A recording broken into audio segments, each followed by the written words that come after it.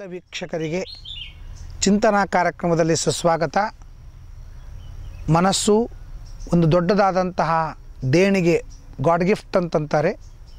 ಇಂತಹ ಮನಸ್ಸಿನ ಸದುಪಯೋಗವನ್ನು ಮಾಡಿಕೊಳ್ಳಬೇಕು ಅಂತನ್ನೋ ವಿಚಾರವನ್ನು ಮಾಡ್ತಾ ಇದ್ದೀವಿ. ಸಾಮಾನ್ಯವಾಗಿ ಯಾವುದೇ ಒಂದು ವಸ್ತು ನಮ್ಮಲ್ಲಿ ಇದ್ದರೆ ಅದು ಒಳ್ಳೆಯದಕ್ಕೂ ಉಪಯೋಗ ಬೀಳುತ್ತದೆ, ಕೆಟ್ಟದ್ದಕ್ಕೂ ಉಪಯೋಗ ಬೀಳುತ್ತದೆ. ಈಗ ಚಾಕು ಇದೆ, ಆ ಚಾಕುವನ್ನು ತರಕಾರಿ ಹೆಚ್ಚಿ, ಹಣ್ಣುಗಳನ್ನು ಹಚ್ಚಿ, ಅವುಗಳನ್ನು ತಿಂದು ಆರೋಗ್ಯವನ್ನು ಸಂಪಾದನೆ ಮಾಡುವ ಉತ್ತಮ ಕೆಲಸಕ್ಕೂ ಆ ಚಾಕು ಉಪಯೋಗ ಬೀಳುತ್ತದೆ. ಇನ್ನೊಬ್ಬರನ್ನು ಕೊಂದು ಇನ್ನೊಬ್ಬರಿಗೆ ಹಿಂಸೆಯನ್ನು ಕೊಡಲಿಕ್ಕೂ ಅದು ಉಪಯೋಗ ಬೀಳುತ್ತದೆ. ಆದ್ದರಿಂದ ಒಂದು ಚಾಕು ಎರಡೂ ಕಡೆಗೂ ಹೆಂಗೆ ಉಪಯೋಗ ಬೀಳುತ್ತದೆ. ಒಂದು ಸಿಲಿಂಡರ್ ಅಡುಗೆಯನ್ನು ಮಾಡಿ, ಅಡುಗೆ ಊಟ ಮಾಡಿ ಆರೋಗ್ಯದಿಂದ ಇರಲಿಕ್ಕೂ ಉಪಯೋಗ ಬೀಳುತ್ತದೆ. ಅದು ಸ್ಫೋಟ ಮಾಡಿ ಇನ್ನೊಬ್ಬರ ಮನೆಯನ್ನು ಸುಡಲಿಕ್ಕೂ ಉಪಯೋಗ ಬೀಳುತ್ತದೆ. ಯಾವುದೇ ಒಂದು ವಸ್ತು ಅದನ್ನು ಬಳಸೋದು ಹಾಗೆ ಇರ್ತದೆ. ಬಳಸುವ ಕಲಾ ನಮ್ಮಲ್ಲಿ ಇರಬೇಕು. ಹಾಗೆ ಮನಸ್ಸು ನಮ್ಮಲ್ಲಿ ಇದೆ.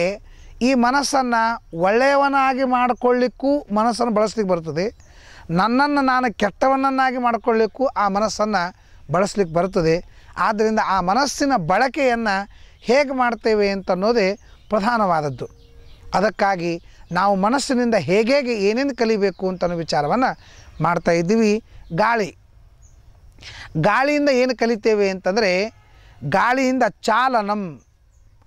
ಗಾಳಿ ಏನು ಮಾಡ್ತದೆ ಅಂತಂದರೆ, ತಾನು ಮುಂದೆ ಹೋಗುವಾಗ ತಾನು ಒಬ್ಬನೇ ಹೋಗೋದಿಲ್ಲ, ತನ್ನ ಜೊತೆಗೆ ಆ ಗಾಳಿ, ಹಾಳಿ, ಪತ್ರ, ಎಲೆಗಳು ಅವುಗಳನ್ನೆಲ್ಲ ಕರ್ಕೊಂಡು ಹೋಗ್ತದೆ. ಅದಕ್ಕೆ ಹನುಮಂದೇವರು ವರ್ಣನೆ ಮಾಡುವಂದಾಗ ವೃಕ್ಷಾಶ್ಚ ಪರ್ವತಗತಃ ಪವನೇನ ಪೂರ್ವಂ ಕ್ಷಿಪ್ತೋರ್ಣವೇ ಗಿರಿರುದಾಗ ಮದಸ್ಸ ಹೇತೋ. ಅದಕ್ಕೆ ಅಲ್ಲಿ ಹೋಗ್ತಾ ಇರುವಾಗ ಏನು ಮಾಡಿತ್ತು ಅಂದರೆ, ವೃಕ್ಷಾಶ್ಚ ಪರ್ವತಗತಃ ಪವನೇನ ಪೂರ್ವಂ. ಹನುಮಂತನು ಹಾರುವಾಗ, ಸಮುದ್ರ ಹಾರುವಾಗ ಅವನ ಜೊತೆಗೆ ಗಿಡ, ಎಲೆ ಎಲ್ಲನೂ ಹಾರಿಬಿಟ್ಟು ಅಂತ. ಅದಕ್ಕೆ ಟ್ರೈನ್ ಹೋಗೋ ಮುಂದಾಗ ಭಾರಿ ಫಾಸ್ಟ್ ಟ್ರೈನ್ ಹೋಗ್ತಿತ್ತು ಅಂತಂದ್ರೆ, ಆ ಟ್ರೈನದ ಗಾಳಿ ಜೊತೆಗೆ ಅಲ್ಲಿ ಬಿದ್ದಂತಹ ಹಾಳಿ ಗಿಳಿನೂ ಕೂಡ ಹೋಗ್ತಾ ಇರ್ತವೆ. ಆ ರೀತಿಯಾಗಿ ಆ ಗಾಳಿಯಿಂದ ಏನು ಕಲ್ತೀವಿ ಅಂದರೆ, ನಾವು ಹೋಗಬೇಕು, ನಮ್ಮ ಜೊತೆಗೆ ಇನ್ನೊಬ್ಬರನ್ನ ಕರ್ಕೊಂಡು ಹೋಗ್ಬೇಕು. ಯಾವಾಗಲೂ ಇನ್ನೊಬ್ಬರನ್ನ ಎಳೆದು ಹಿಂದೆ ಹಾಕಿ ನಾವಷ್ಟೇ ಮುಂದೆ ಹೋಗಬೇಕು ಅಂತನ್ನುವ ಈ ಸ್ವಾರ್ಥತೆಯನ್ನು ಬಿಡಬೇಕು. ನಾವು ಮುಂದೆ ಬರಬೇಕು, ನಮ್ಮವರನ್ನು ಮುಂದೆ ತರಬೇಕು ಅಂತನ್ನುವ ಈ ಉದಾರವಾದ ಭಾವನೆ ನಮ್ಮಲ್ಲಿ ಇರಬೇಕು ಅಂತನ್ನೋದನ್ನು ನಾವು ಗಾಳಿಯಿಂದ ಕಲ್ತಿದ್ದೇವೆ. ನೀನು ಗಾಳಿಯನ್ನು ಬಳಸ್ತೀಯ, ಗಾಳಿಯಲ್ಲಿ ಇರ್ತೀಯ, ಗಾಳಿ ಇಲ್ಲದೇ ಇದ್ರೆ ನೀನು ಇರಲಿಕ್ಕೆ ಸಾಧ್ಯವಿಲ್ಲ. ಇಂತಹ ಗಾಳಿಯಿಂದ ನೀನು ಇದನ್ನು ಕಲಿ ಅಂತ ನಮ್ಮ ಮನಸ್ಸು ನಮಗೆ ಹೇಳ್ತಾ ಇದ್ದರಿಂದ, ಆತ್ಮನು ಗುರುರಾತ್ಮೈವ ಪುರುಷಸ್ಸ ವಿಶೇಷತಃ. ನಮ್ಮ ಮನಸ್ಸು ಗಾಳಿಯಿಂದ ಈ ಉಪದೇಶವನ್ನು ನಮಗೆ ಮಾಡ್ತಾ ಇದೆ ಅಂತ. ಯಾಕೆಂದರೆ ವಿಶೇಷತಃ ನಮ್ಮ ಸಮಾಜದೊಳಗೆ ಈ ತರಹದ ದ್ವೇಷಗಳು ಭಾಳ ಇದೆ. ನಮ್ಮ ಬ್ರಾಹ್ಮಣರ ಸಮಾಜದೊಳಗಂತೂ ನಾನು ಹೇಳ್ತೀನಲ್ಲ, ಮುಂದೆ ಬರಲಿಕ್ಕೆ ಕೊಡೋದಿಲ್ಲ. ಯಾರಾದರೂ ಮುಂದೆ ಬರ್ತಿದ್ದರೆ ಅವರನ್ನು ಹಿಂದೆ ಜಗ್ಗೋದು ವಿಶೇಷವಾದಂಥದ್ದು ನಮ್ಮ ಪ್ರವೃತ್ತಿ. ಪ್ರಾಯ ನಮ್ಮನ್ನು ಹಿಂದೂ ಅಂತಲೇ ಕರಿಬೇಕು. ಜಗತ್ತಿನೊಳಗೆ ಯಾರೂ ಹಿಂದೂ ಅಲ್ಲ, ಬ್ರಾಹ್ಮಣರಷ್ಟೇ ಹಿಂದೂ. ಯಾಕಂತಂದ್ರೆ ಮುಂದೆ ಹೋಗೋರನ್ನ ಹಿಂದೆ ಜಗ್ಗುವೊಳಗೆ ಸಮರ್ಥರು ಅಂಥೇಳಿ. ಅದಕ್ಕಾಗಿ ನಾವಂತೂ ಹಿಂದೆ ಬಿದ್ದೀವಿ, ಇನ್ನೊಬ್ಬರನ್ನು ಹಿಂದೆ ಹಾಕ್ತೇವೆ. ಇದು ಆಗಬಾರ್ದು. ಗಾಳಿಯಿಂದ ಕಲಿಬೇಕಾದದ್ದು ಇನ್ನೊಬ್ಬರಿಗೆ ಮುಂದೆ ತೆಗೆದುಕೊಂಡು ಬಾ. ನಾವು ಹೇಗೆ ಬದುಕಿದ್ದೇವೆ ನಮ್ಮಂತೆ ಇನ್ನೊಬ್ಬರು ಬದುಕುವಂತೆ ಮಾಡಬೇಕು ಅಂತ ಅನ್ನೋದನ್ನು ಗಾಳಿಯಿಂದ ಕಲ್ತಿದ್ದೇವೆ. ಚಾಲನಂ ಅಂದರೆ ತನ್ನ ಜೊತೆಗೆ ಇನ್ನೊಬ್ಬರನ್ನು ಕರೆದುಕೊಂಡು ಹೋಗ್ತದೆ. ಆ ರೀತಿಯಾಗಿ ನಾನು ಏನಿದ್ದೇನೆ ಜಗತ್ತಿನಾಗ ಪ್ರಸಿದ್ಧ ಆಗ್ತಾ ಇದ್ದೇನೆ, ನನ್ನ ಜೊತೆಗೆ ಇನ್ನೊಬ್ಬರು ಕೂಡ ಪ್ರಸಿದ್ಧರಾಗಲಿ ಅಂತನ್ನುವ ಒಂದು ಒಳ್ಳೆಯ ವಿಚಾರವನ್ನು ನಾನು ಗಾಳಿಯಿಂದ ಕಲಿಬೇಕು ಅಂತ ಮನಸ್ಸು ಉಪದೇಶವನ್ನು ಮಾಡ್ತಾಯಿದೆ. ಆಮೇಲೆ ವ್ಯೂಹನಂ ಅಂದರೆ ಒಂದುಗೂಡಿಸುವುದು ಅಂತ ಅರ್ಥ. ಈ ಗಾಳಿ ಬಿಟ್ಟಾಗ ಉಸುಕು ಒಂದು ಕಡೆಗೆ ಆಗ್ತದೆ, ಆಮೇಲೆ ಕಸ ಒಂದು ಕಡೆಗೆ ಆಗ್ತದೆ. ಎಲ್ಲ ಒಂದು ಕಡೆ ಮಾಡೋ ಸ್ವಭಾವ ಗಾಳಿಗೆ ಇದೆ. ಹಾಗೆ ಗಾಳಿ ಒಳ್ಳೆಯದನ್ನು ಸಂಘಟನೆ ಮಾಡ್ತದೆ, ಕೆಟ್ಟದ್ದನ್ನು ಸಂಘಟನೆ ಮಾಡ್ತದೆ. ಆದರೆ ನೀನು ಹಾಗೆ ಮಾಡಲಿಕ್ಕೆ ಹೋಗಬೇಡ, ಒಳ್ಳೆಯದರ ಸಂಘಟನೆಯನ್ನು ಮಾತ್ರ ಇರು. ಸಂಘಟನೆ ಇದು ಅತ್ಯಂತ ಅವಶ್ಯಕ. ಹಿತೋಪದೇಶದಲ್ಲಿ ಒಂದು ಕಥೆ ಬರ್ತದೆ. ತಂದೆ ಸಾಯ್ತಿರ್ತಾನೆ, 4 ಜನ ಮಕ್ಕಳಿರ್ತಾರೆ. ಮಕ್ಕಳು ಜಗಳಾಡ್ತಿರ್ತಾರೆ, ಒಬ್ರಿಗೊಬ್ಬರು ಆಗಿ ಬರ್ತಿರಂಗಿಲ್ಲ. ಆದರೆ ತಂದೆಗೊಂದು ಚಿಂತೆ ಆಗ್ತದೆ, ಇವರೆಲ್ಲ ಇಷ್ಟು ಜಗಳಾಡ್ತಾರೆ ಅಂತಂದಮೇಲೆ, ನಾನಿದ್ದಾಗೆ ಇಷ್ಟು ಜಗಳಾಡ್ತಾರೆ ಅಂತಂದಮೇಲೆ ನಾನು ಸತ್ತ ಮೇಲೆ ನನ್ನ ಮಕ್ಕಳು ಜಗಳಾಡ್ತಾರಲ್ಲ, ಏನು ಮಾಡೋದು ಅಂತ ವಿಚಾರ ಮಾಡಿ ಸಾಯೋ ಮುಂದಾಗ 4 ಮಂದಿ ಮಕ್ಕಳನ್ನ ಕರೀತಾರೆ. ಮಕ್ಕಳನ್ನು ಕರೆದು ಮಕ್ಕಳಿಗೆ ಹೇಳ್ತಾನೆ, ನೋಡಪ್ಪ ಅಲ್ಲೊಂದು ಸಣ್ಣದೊಂದು ಕಟ್ಟಿಗೆ ಬಿದ್ದು ತೊಗೊಂಬ ಅಂತಂತಾನೆ. ಅವನ ಮಗ ಹೋಗಿ ಕಟ್ಟಿಗೆ ತೊಗೊಂಬರ್ತಾನೆ, ಮುರಿ ಅಂತ ಹೇಳ್ತಾನೆ. ಆ ಕಟ್ಟಿಗೆಯನ್ನು ಮುರಿತಾನೆ, ಸರಳವಾಗಿ ಮುರಿಲಿಕ್ಕೆ ಬರ್ತದೆ. ಇನ್ನೊಬ್ಬರು ಹೇಳ್ತಾನೆ, ನೋಡು ಒಂದು 4 ಕಟ್ಟಿಗೆ ಕೂಡಿಸ್ತೊಂಬ ಅಂತಂತಾನೆ. ಅವನು 4 ಕಟ್ಟಿಗೆ ಕೂಡಿಸ್ಕೊಂಬರ್ತಾನೆ. ಇದನ್ನು ಮುರಿ ಅಂತಂತಾರೆ. ಮುರಿ ಅಂತಂದಾಗ ಅಷ್ಟು ಸುಲಭವಾಗಿ ಮುರಿಲಿಕ್ಕಾಗೋದಿಲ್ಲ, ಬಹಳ ಕಷ್ಟಪಟ್ಟ ಮೇಲೆ ಮುರಿತಾರೆ. ಇನ್ನೊಬ್ಬರು ಹೇಳ್ತಾನೆ, ಇಷ್ಟಿಷ್ಟು ದಪ್ಪ ಕಟ್ಟಿಗೆ ತೊಗೊಂಬ, ಒಂದು ಇಷ್ಟಿಷ್ಟು ಕಟ್ಟಿಗೆ ತೊಗೊಂಬ ಅಂತಂತಾನೆ. ಅವನು ಅಷ್ಟು ಕಟ್ಟಿಗೆ ತೊಗೊಂಬರ್ತಾನೆ. ಅದನ್ನು ಮುರಿ ಅಂತಂತಾರೆ, ಅವನಿಗೆ ಮುರಿಲಿಕ್ಕಾಗೋದಿಲ್ಲ. ಆಗ ಆ ತಂದೆ ಹೇಳ್ತಾನೆ, ನೋಡು, 1 ಕಟ್ಟಿಗೆ ಇದ್ದರೆ ಸುಲಭವಾಗಿ ಮುರಿಬಹುದು, 2-3 ಕಟ್ಟಿಗೆ ಇದ್ದರೆ ಅಷ್ಟು ಮುರಿಲಿಕ್ಕಾಗೋದಿಲ್ಲ. ಸುಮಾರು ಇಷ್ಟಿಷ್ಟು ಕಟ್ಟಿಗೆ ಒಂದೇ ಕಡೆ ಕೂಡಿದರೆ ಯಾರಿಂದಲೂ ಮುರಿಲಿಕ್ಕಾಗೋದಿಲ್ಲ. ಹಂಗೆ ನಾವು ಒಬ್ಬೊಬ್ಬರೇ ಬಾಳಿದರೆ ಯಾರಾದರೂ ನಮ್ಮನ್ನು ಹಾಳು ಮಾಡ್ಬೋದು. ಆದರೆ ನಾವೆಲ್ಲರೂ ಸಂಘಟನೆ ಮಾಡಿದರೆ, ಎಲ್ಲರೂ ಒಂದು ಸಾಂಘಿಕವಾಗಿ ದುಡಿದರೆ ಸಂಘೇ ಶಕ್ತಿ ಕಲವು ಯುಗೆ. ಸಂಘದಲ್ಲಿ ಎಷ್ಟು ಶಕ್ತಿ ಇದೆ ಅಷ್ಟು ಶಕ್ತಿ ಎಲ್ಲೂ ಇಲ್ಲ.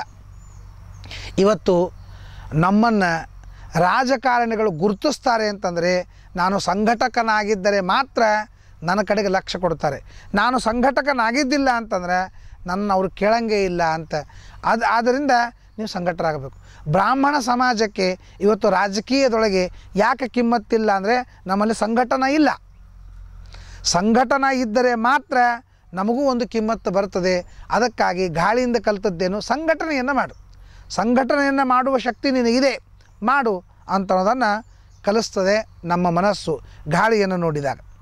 ಇದರ ಜೊತೆಗೆ ನೇತೃತ್ವಂ, ಗಾಳಿ ಏನು ಮಾಡ್ತದೆ ಅಂತಾರೆ, ನನ್ನ ಶಬ್ದವನ್ನು ಇನ್ನೊಬ್ಬರ ಕಿವಿ ತನಕ ತರಂಗ ರೂಪದಿಂದ ಒಯ್ತದೆ. ನಾನು ಏನು ನಿಮಗೆ ಜ್ಞಾನ ಕೊಡಬೇಕು ಅಂತ ಮಾಡೀನಿ, ಆ ಜ್ಞಾನ ನನ್ನ ಶಬ್ದಗಳಿಂದಲೇ ಕೊಡಬೇಕು. ನಾನು ಮಾತಾಡಬೇಕು, ನಿಮಗೆ ತಿಳಿಬೇಕು, ಆಗ ನಿಮಗೆ ಜ್ಞಾನ ಆಗ್ತದೆ. ಹಾಗಾದ್ರೆ ತತ್ವಜ್ಞಾನವಾಗೋದು ಶಬ್ದಗಳಿಂದ. ಆ ಶಬ್ದ ನಿಮ್ಮ ಕಿವಿ ತನಕ ಮುಟ್ಟಿಸೋದು ಗಾಳಿ. ಅಂದರೆ ಗಾಳಿ ಏನು ಮಾಡ್ತದೆ, ಇನ್ನೊಬ್ಬರಲ್ಲಿದ್ದಂತಹ ಜ್ಞಾನವನ್ನು ಮತ್ತೊಬ್ಬರಿಗೆ ಟ್ರಾನ್ಸ್ಫರ್ ಮಾಡಿಸ್ತದೆ, ಶಬ್ದಗಳನ್ನು ತರಂಗ ಮೂಲಕವಾಗಿ ಒಯ್ದು. ಹಾಗೆಯೇ ನೀನು ಜ್ಞಾನವನ್ನು ನಿನ್ನ ಹತ್ರ ಇಟ್ಕೋಬೇಡ, ನಿನ್ನ ಜ್ಞಾನವನ್ನು ಇನ್ನೊಬ್ಬರಿಗೆ ಟ್ರಾನ್ಸ್ಫರ್ ಮಾಡಿಸು, ಇನ್ನೊಬ್ಬರಿಗೆ ಆ ಜ್ಞಾನವನ್ನು ಕೊಡು, ಇಲ್ಲಾಂದರೆ ಬ್ರಹ್ಮರಾಕ್ಷಸನಾಗ್ತಿ ಅಂತ ತಿಳ್ಕೊಂಡು ಹೇಳುತ್ತದೆ. ಆದ್ದರಿಂದ ಯಾವಾಗಲೂ ಜ್ಞಾನವನ್ನು ಇನ್ನೊಬ್ಬರಿಗೆ ಮುಟ್ಟಿಸ್ಬೇಕು ಅಂತನ್ನುವ ಸಂದೇಶ ನಮಗೆ ಗಾಳಿ ಕೊಡುತ್ತದೆ. ನೀನು ಗಾಳಿಯನ್ನು ಉಸಿರಾಡಿಸ್ತಾ ಇರುವಾಗ, ಆ ಗಾಳಿಯನ್ನು ತೆಗೆದುಕೊಳ್ತಾ ಇರುವಾಗ ನೀನು ಇದನ್ನು ಅವಶ್ಯವಾಗಿ ಕಲಿಬೇಕು ಅಂತನೋ ವಿಚಾರವನ್ನು ತಿಳಿಸ್ತಾ ಇದೆ. ಇದನ್ನು ನಾನು ಗಾಳಿಯಿಂದ ಕಲಿತಿದ್ದೇನೆ ಅಂತ ಅವಧೂತ ಯದು ಮಹಾರಾಜನಿಗೆ ಹೇಳ್ತಾ ಇದ್ದಾನೆ ಗಾಳಿ. ಮತ್ತು ಈ ಗಾಳಿ ಏನು ಮಾಡ್ತದೆ ಅಂತಂದರೆ, 2 ವಿಧವಾದ ಗಾಳಿ ಇದೆ, ಒಂದು ಒಳಗೆ, ಒಂದು ಹೊರಗೆ. ಒಳಗಿನ ಗಾಳಿಗೆ ಪ್ರಾಣವಾಯು ಅಂತ ಕರೀತಾರೆ, ಹೊರಗಿನ ಗಾಳಿಗೆ ಪ್ರವಾಹವಾಯು ಅಂತ ಕರೀತಾರೆ. ಎರಡರಿಂದಲೂ ಒಂದೊಂದು ಸಂದೇಶವಿದೆ. ಒಳಗಿನ ಗಾಳಿ ಏನು ಮಾಡ್ತದೆ ಅಂದರೆ, ಅನ್ನ ಬೇಡುತ್ತದೆ. ನಾವು ಅನ್ನ ತಿಂದರೆ ಪ್ರಾಣವಾಯು ಇರ್ತದೆ, ಅನ್ನ ತಿನ್ನಲಿಲ್ಲ ಅಂದರೆ ಪ್ರಾಣವಾಯು ಹೋಗಿಬಿಡ್ತದೆ, ಅವನು ಸತ್ತು ಹೋಗ್ಬಿಡ್ತಾನೆ. ಅಂದರೆ ಆ ಪ್ರಾಣವಾಯು ಏನು ಬೇಡ್ತದೆ, ನನಗೆ ಅನ್ನ ಬೇಕು ಅಂತ ಬೇಡ್ತದೆ. ಆದರೆ ಪ್ರಾಣವಾಯು ರುಚಿ ಬೇಡಂಗಿಲ್ಲ, ನನಗೆ ರುಚಿಯಾದ ಅನ್ನ ಬೇಕು ಅಂತ ಪ್ರಾಣವಾಯು ಕೇಳಂಗಿಲ್ಲ. ರುಚಿ ಕೇಳೋದು ನಾಲಿಗೆ, ಅನ್ನ ಕೇಳೋದು ಪ್ರಾಣವಾಯು. ನಾಲಿಗೆಗೆ ಅನ್ನ ಬೇಕಾಗಿಲ್ಲ, ನಾಲಿಗೆಗೆ ರುಚಿ ಬೇಕು. ದೇಹಕ್ಕೆ ರುಚಿ ಬೇಕಾಗಿಲ್ಲ, ದೇಹಕ್ಕೆ ಅನ್ನ ಬೇಕು. ಸೊ ಪ್ರಾಣವಾಯು ಏನು ಕಲಿಸ್ತದೆ, ನನಗೆ ರುಚಿಯಾದದ್ದು ಬೇಕಾಗಿಲ್ಲ, ಅನ್ನ ಬಿಟ್ಟರೆ ಸಾಕು ಅಂತನ್ನೋದನ್ನು ಪ್ರಾಣವಾಯು ಕಲಿಸ್ತದೆ. ಅದಕ್ಕೆ ನಾವು ಜೀವನದೊಳಗೆ ರುಚಿಯಾದ ಪದಾರ್ಥಗಳಿಗೆ ಲಕ್ಷ್ಯ ಕೊಟ್ಟರೆ ರಾಗದ್ವೇಷಗಳು ಜಾಸ್ತಿ ಆಗ್ತವೆ. ಅಡುಗೆ ರುಚಿ ಮಾಡಿದ್ದಿಲ್ಲ ಅಂತಂದ್ರೆ ಅಡುಗೆಯವರಿಗೆ, ಯಜಮಾನರಿಗೆ ಎಲ್ಲರಿಗೂ ಬೈತೀವಿ. ಅಡುಗೆ ರುಚಿ ಮಾಡಿದರು ಅಂತಂದ್ರೆ ಅಷ್ಟೇ ಸಂತೋಷಪಟ್ಟು ಅವ್ರನ್ನ ಹೊಗಳ್ತೀವಿ. ಅಂದರೆ ಆ ರುಚಿಯ ಮೇಲೆ ಕಾರ್ಯಕ್ರಮಗಳು. ಇವತ್ತು ಕಾರ್ಯಕ್ರಮ ಚಲೋ ಆಗಿಲ್ಲ ಅಂತಂದ್ರೆ ಅಡುಗೆ ಚಲೋ ಆಗಿದ್ದಿಲ್ಲ, ಕಾರ್ಯಕ್ರಮ ಚಲೋ ಆಗಿಲ್ಲ ಅಂತಂತೀವಿ. ಅಡುಗೆ ರುಚಿಯಾಗಿತ್ತು ಅಂತಂದರೆ ಮೃಷ್ಟಾನ್ನಂ ಇತರೇ ಜನ, ಆ ಕಾರ್ಯಕ್ರಮ ಚಲೋ ಆಯಿತು ಅಂತಂತೀವಿ. ಅಂದರೆ ನಾಲಿಗೆ ರುಚಿ ಬೇಡ್ತದೆ, ಆದರೆ ಪ್ರಾಣವಾಯು ಮಾತ್ರ ಅದು ಆಹಾರವನ್ನು ಬೇಡ್ತಾ ಇದೆ. ಆಹಾರ ಇದ್ದರೆ ಪ್ರಾಣವಾಯು ಏನು ನಮಗೆ ಮಾಡೋದಿಲ್ಲ. ಅದಕ್ಕಾಗಿ ಪ್ರಾಣವಾಯುವಿನಿಂದ ಏನು ಕಲ್ತಿದ್ದೇನೆ, ರುಚಿಕ್ಕಿಂತಲೂ ಅನ್ನವನ್ನು ಬೇಡು. ರುಚಿ, ಈಗೊಂದು ಬರೀ ಅವಲಕ್ಕಿ ಇದ್ರೆ ತಿಂದು ಗಪ್ಪ ಬಿಡ್ತಾನೆ. ಆ ರುಚಿ ಬೇಕು ಅಂದರೆ ಮತ್ತೊಂದು ಟೊಮಾಟೊ ಬೇಕು, ಕೊಬ್ಬರಿ ತುರಿ ಬೇಕು, ಕೊತ್ತಂಬರಿ ಹಾಕಬೇಕು, ಮತ್ತೊಂದು ಬೇಕು, ಮಗದೊಂದು ಬೇಕು ಅಂತ ಅಪೇಕ್ಷೆ ಮಾಡ್ತಾನೆ. ಅದಕ್ಕೆಲ್ಲ ಟೈಮ್ ವೇಸ್ಟ್ ಮಾಡ್ತಾನೆ. ಅದನ್ನು ಮಾಡಿಕೊಡೋದೇ ಇದ್ದರೆ ಬೈತಾನೆ.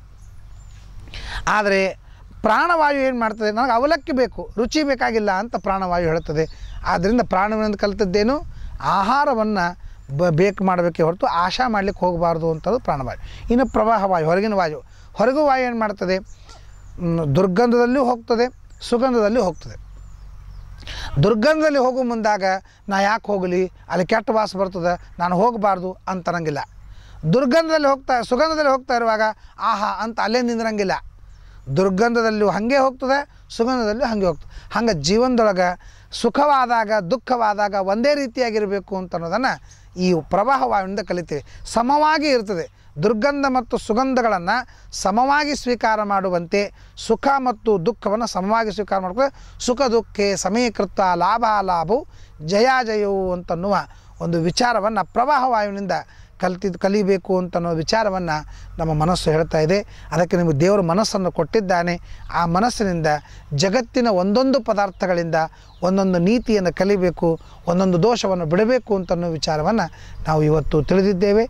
ಇನ್ನನೇಕ ವಿಚಾರಗಳನ್ನು ಮತ್ತೆ ನಾವು ಮುಂದಿನ ಚಿಂತನದ ಕಾರ್ಯಕ್ರಮದಲ್ಲಿ ತಿಳಿಯೋಣ. ನಮಸ್ಕಾರಗಳು.